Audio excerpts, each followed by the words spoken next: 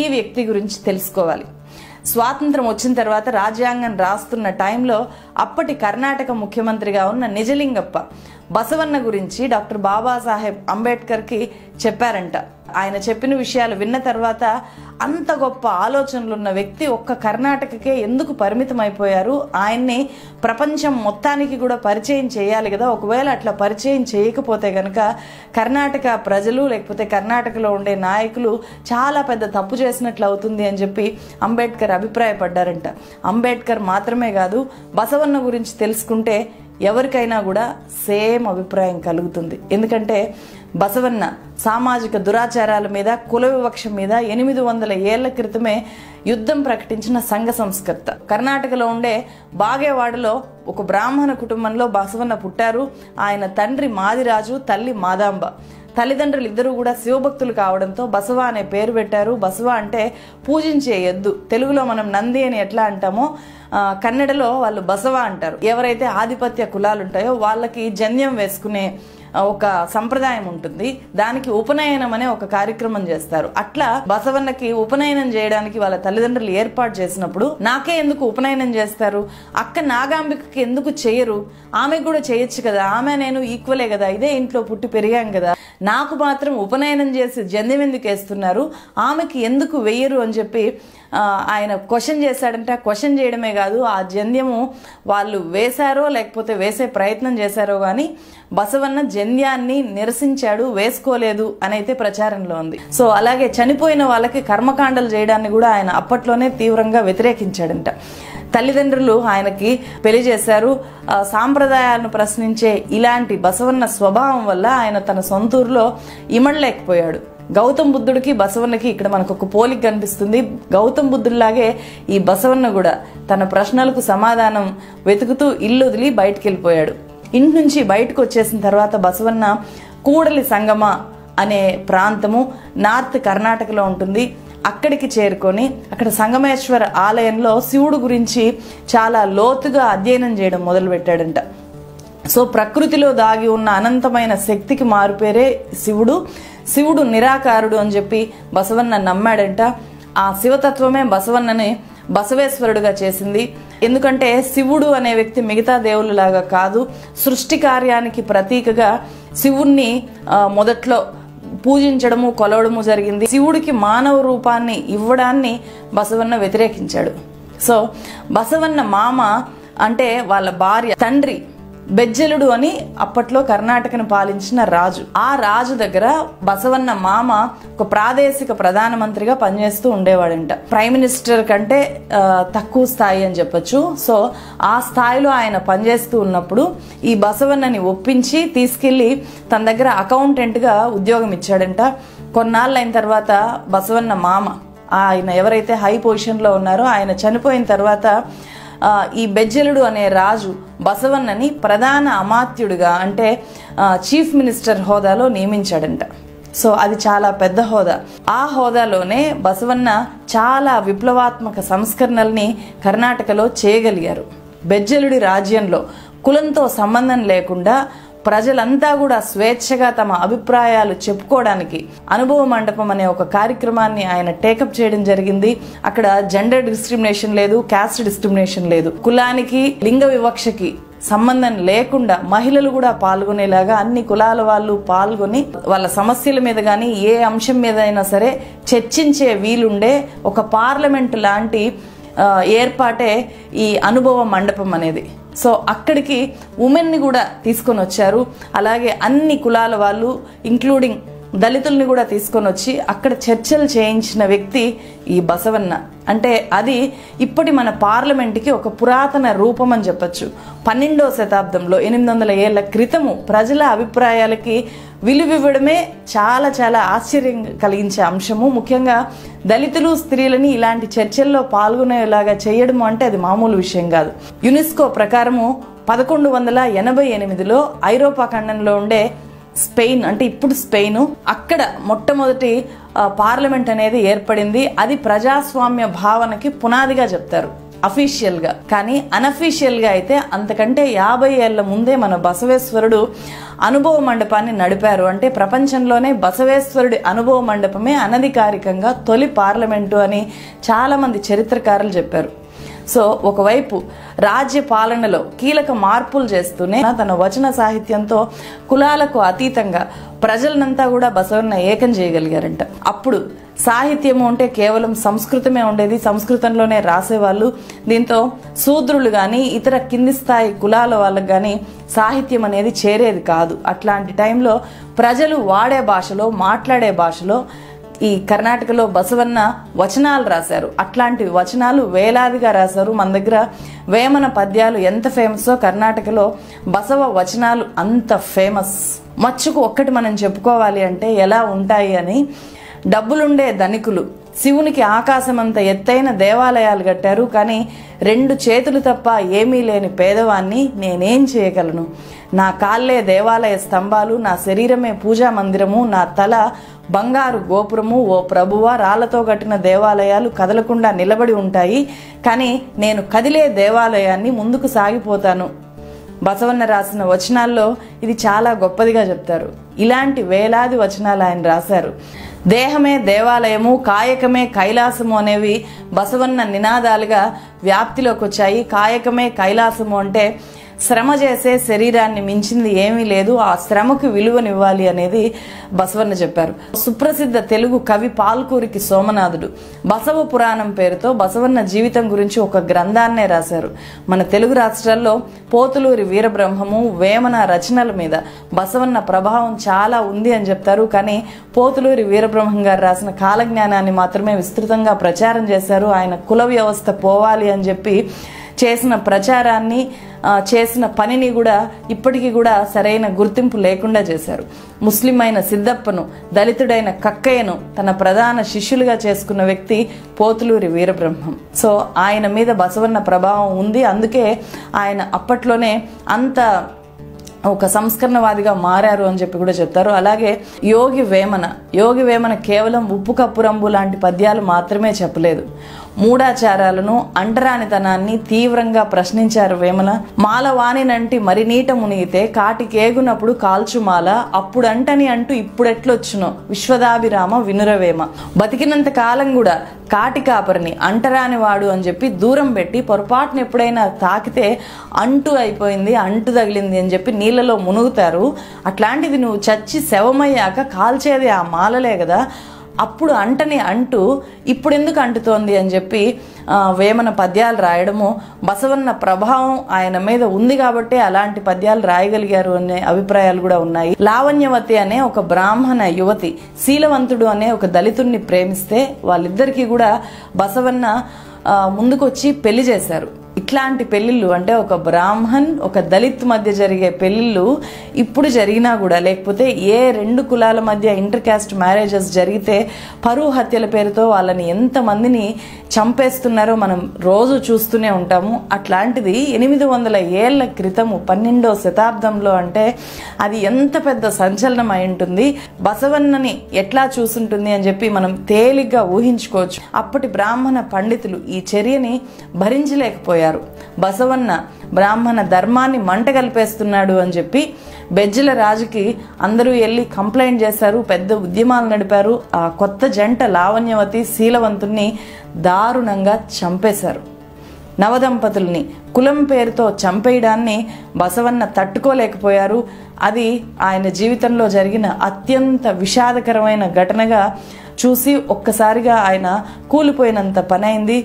అయినా సరే నేరుగా బెజ్జలరాజు ఈయనని దండించలేకపోయాడు. ఎందుకంటే అప్పటికే బసవన్నకి విపరీతమైన అభిమానులు ఉన్నారు.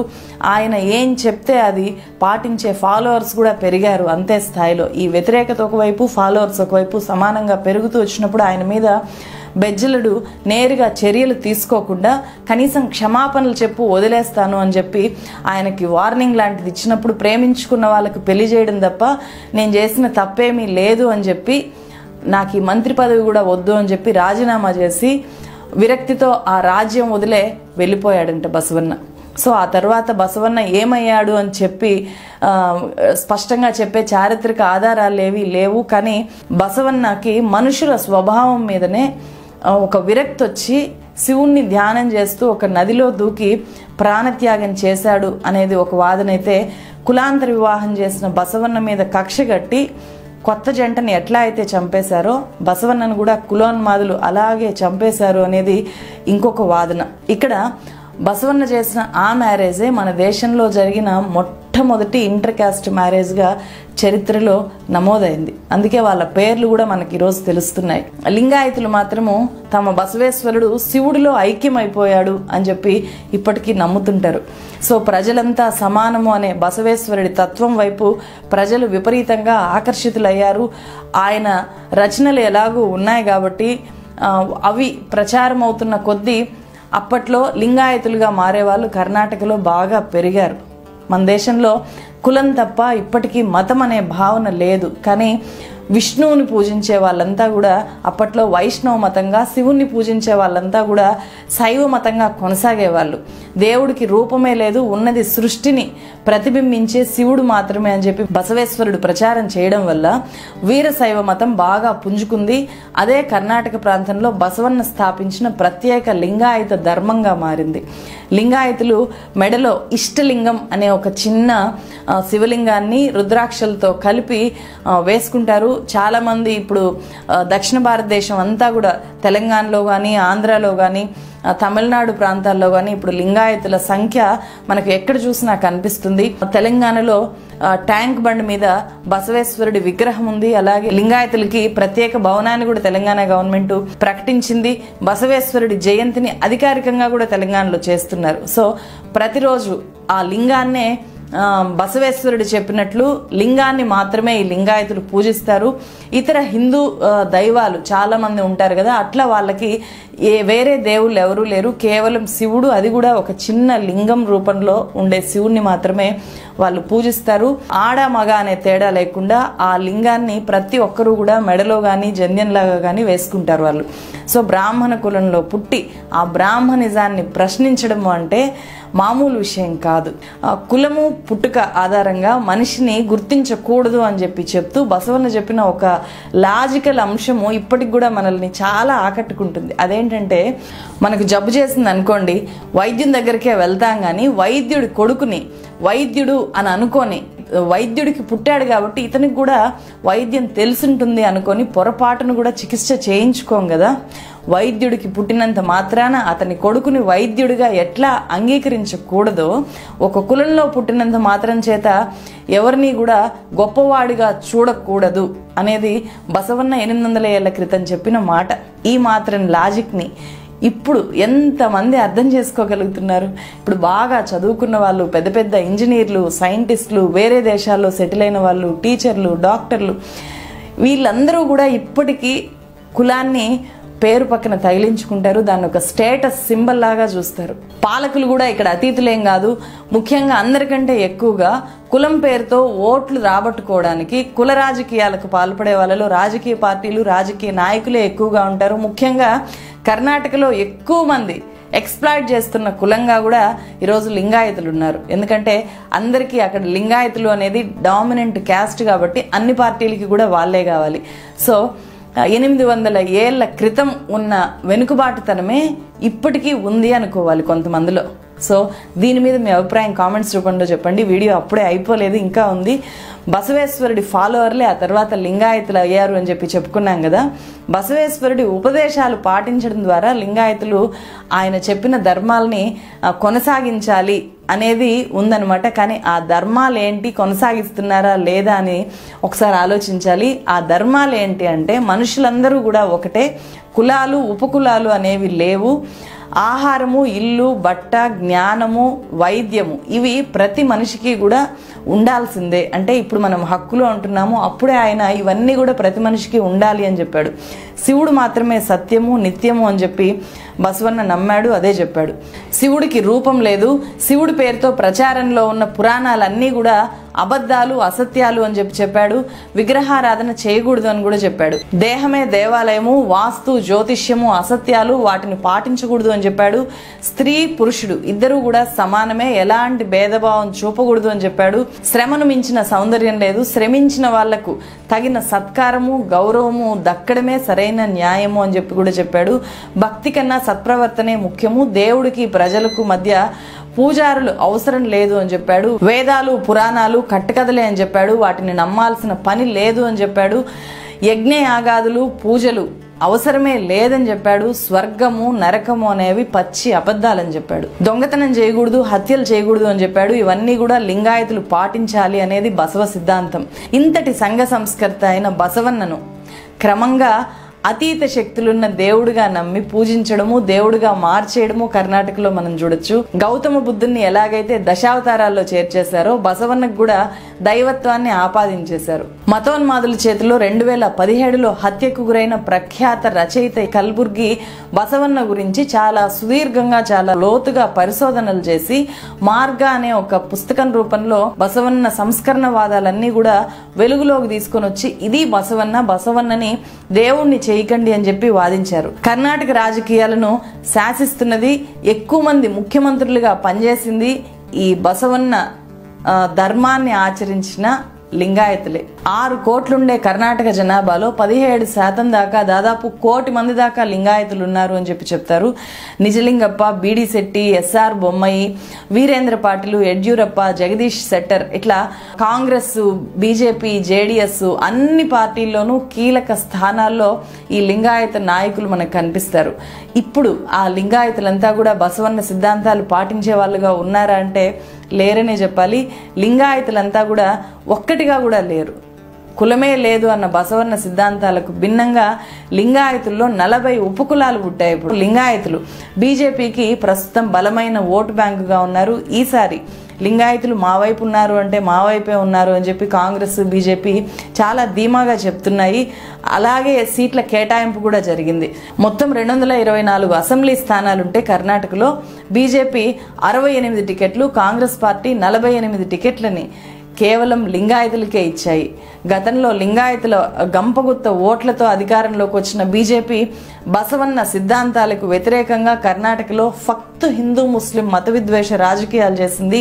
టిప్పు సుల్తాన్ చరిత్రను వక్రీకరించడం నుంచి, హిజాబ్ ఇష్యూ నుంచి ముస్లిం దుకాణాల మీద దాడులు చేసేదాకా బసవన్న సంస్కరణవాద సిద్ధాంతాలకు ప్రతిదీ వ్యతిరేకంగానే బీజేపీ చేయడాన్ని కర్ణాటకలో మనం చూసాము. సో బసవన్నను దైవంగా పూజించే లింగాయతులు ఎవరూ కూడా ఈ విద్వేష రాజకీయాలని గట్టిగా వ్యతిరేకించిన దాఖలాలు కూడా లేవు.